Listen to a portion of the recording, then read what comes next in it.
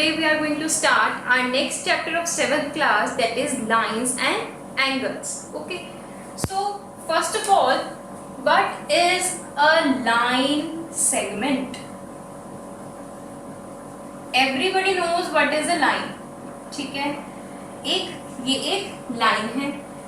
अगर हम किसी भी दो स्पेसिफिक पॉइंट्स के बीच में, suppose this is P, this is Q, line का कोई भी एक सेगमेंट लेते हैं, उसे हम कहते हैं line segment. Okay, so how can we represent the line segment? P, Q and R. So this is the way of representing a line segment. Next, angles के बारे में देखते हैं. What are angles? So angles क्या होते हैं? किन्हीं भी दो लाइंस के बीच में कितना एंगल बन रहा है, कितने डिग्री का डिस्टेंस है, ठीक है, उसे क्या बोलेंगे हम? कितना एंगुलर डिस्टेंस है. एंगुलर डिस्टेंस यहां से इधर तक, वो क्या हो जाएगा? Angle. This is called an angle. Now types of angles. एक होता है हमारे पास कॉम्प्लीमेंट्री एंगल, सप्लीमेंट्री एंगल. उससे पहले हमें ये समझना पड़ेगा कि what are obtuse angle, acute angle. Okay, first of all acute angle.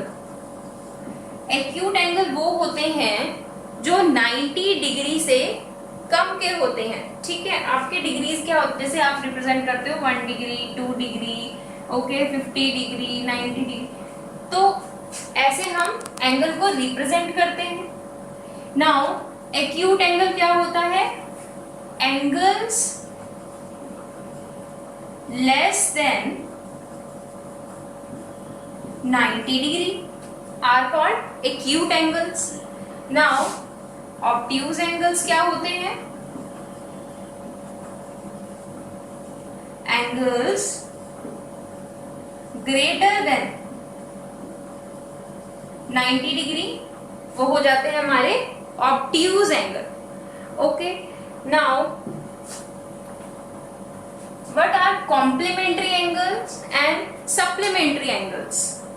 Complementary angles देखते हैं पहले.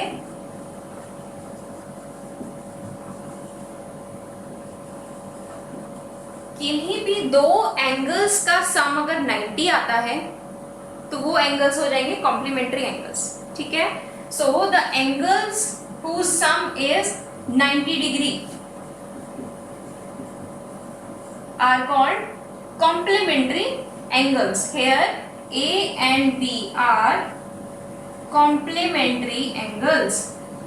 A is complement of B and B is complement. Suppose this is angle A, angle B. Okay, angle कर लो. And angle B is complementary of angle A. तो example देख लेते हैं. Suppose angle A क्या है हमारा? 50 डिग्री.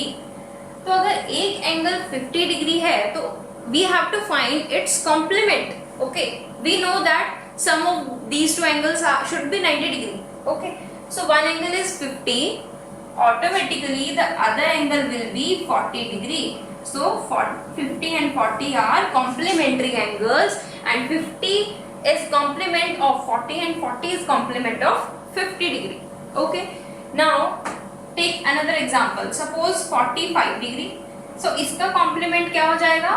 45 degree. तो अगर आपसे क्वेश्चन पूछा जाए which angle is complement of itself, कौन सा एंगल अपना ही complement है, तो वो होगा 45 degree. I hope it's clear. Now we will move to supplementary angles. What are supplementary angles? Supplementary angles वो होते हैं जिनका सम 180 डिग्री होता है. ओके, इसमें angle A plus angle B क्या हो जाएगा?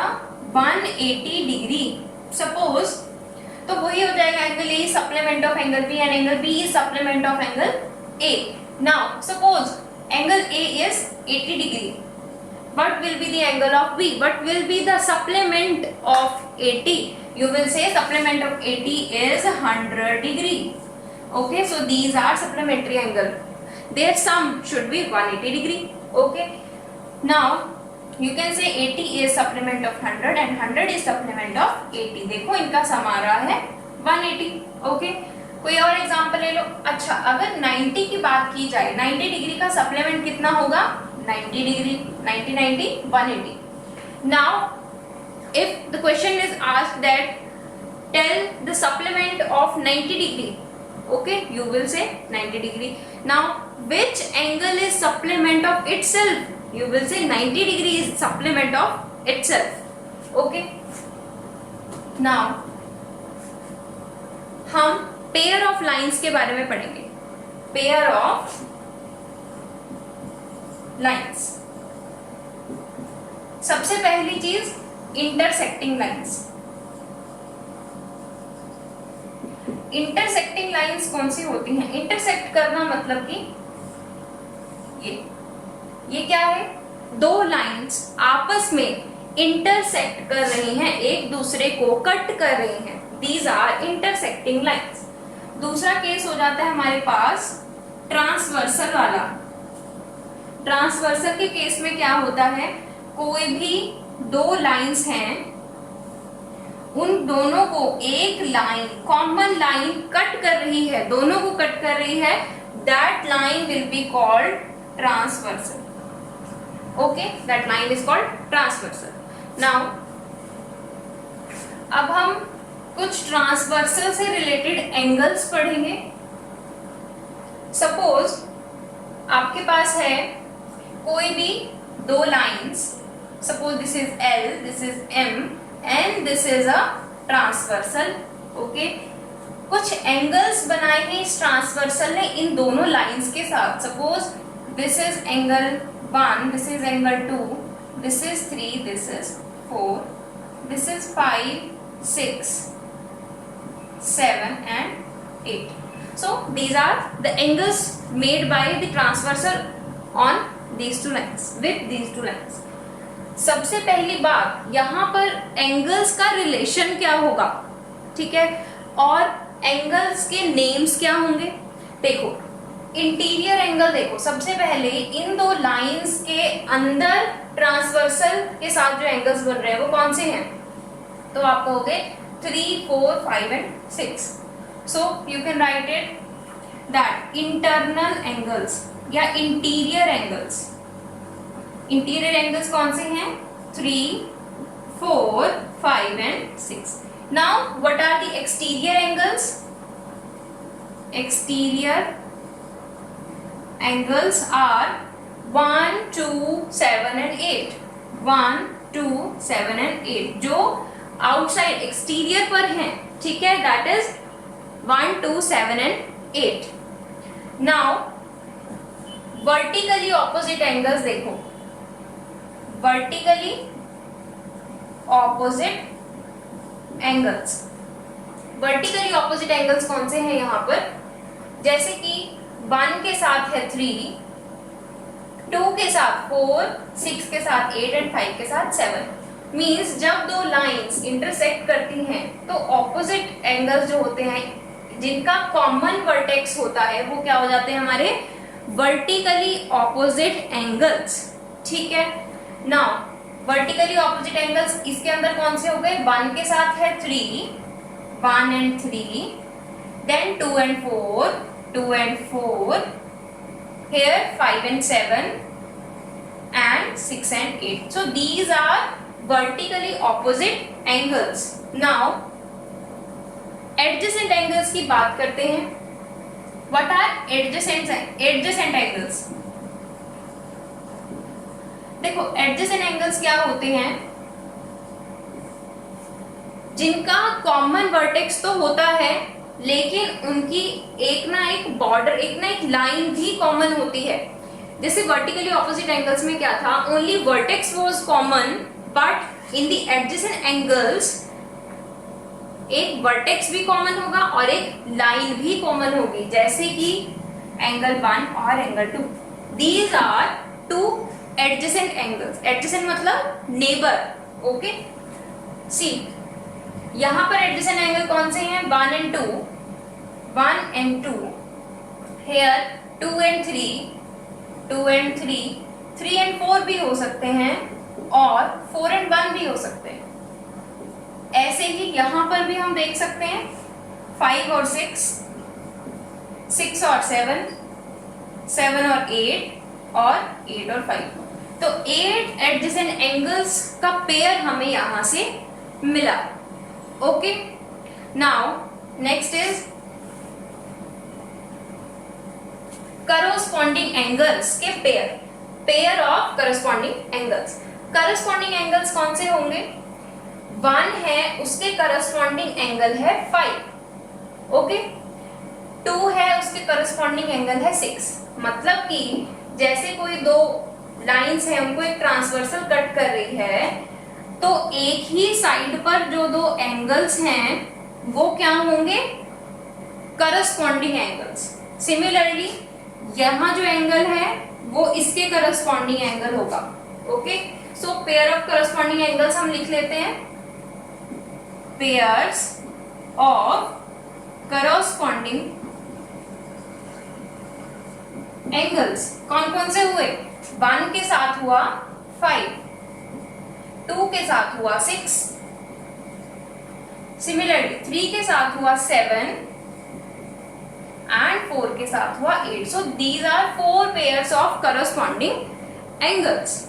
नाउ ऑल्टरनेट इंटीरियर एंगल की बात अगर की जाए, ठीक है, ऑल्टरनेट इंटीरियर एंगल्स, आपको पता है इंटीरियर एंगल कौन से थे? 3, 4, 5 एंड 6। ऑल्टरनेट कौन से हुए? 4 एंड 6, 3 एंड 5। ठीक है, तो हम यहां लिख सकते हैं ऑल्टरनेट इंटीरियर एंगल्स अगर पूछा जाए तो कौन से होंगे? 4 के साथ होगा 6, 3 के साथ होगा 5। सो 3 and 5 and 4 and 6, these are two alternate interior angles. Similarly, you can also write alternate exterior angle. 1 के साथ alternate exterior angle होगा 7 and 2 के साथ exterior alternate exterior angle होगा 8. Okay? Now, अगर हम parallel lines की बात करें, ठीक है, एक चीज है कि angles on the same side of the transversal. अगर हम ट्रांसवर्सल को ऐसे देखें तो angles on the same side of transversal internally 4 and 5 हो जाएंगे और एक्सटर्नली 1 and 8 हो जाएंगे। तो one side of the transversal अगर हम देखें और इधर हम पूछे तो same side of the transversal 3 and 6 होंगे इंटीरियर एंगल, 2 and 7 होंगे एक्सटीरियर एंगल का पेयर। ओके, नाउ सपोज कि ये दो लाइंस हैं पैरेलल, इसी में ही कर लेते हैं। Suppose L is parallel to M. Okay, when we talk about parallel lines and a transversal is cutting these two lines, okay, तो यहाँ पर कोई स्पेशलिटी बन जाती है क्या कि यहाँ पर क्या होता है ना, ऑल्टरनेट इंटीरियर एंगल्स इक्वल होते हैं। ठीक है, सबसे पहली बात, alternate interior angles are equal. किस केस में? जब L is parallel to M है, दो पैरेलल लाइंस के केस में। Second point is corresponding angles are equal. हमने देखा कि करस्पॉन्डिंग एंगल्स कौन से थे?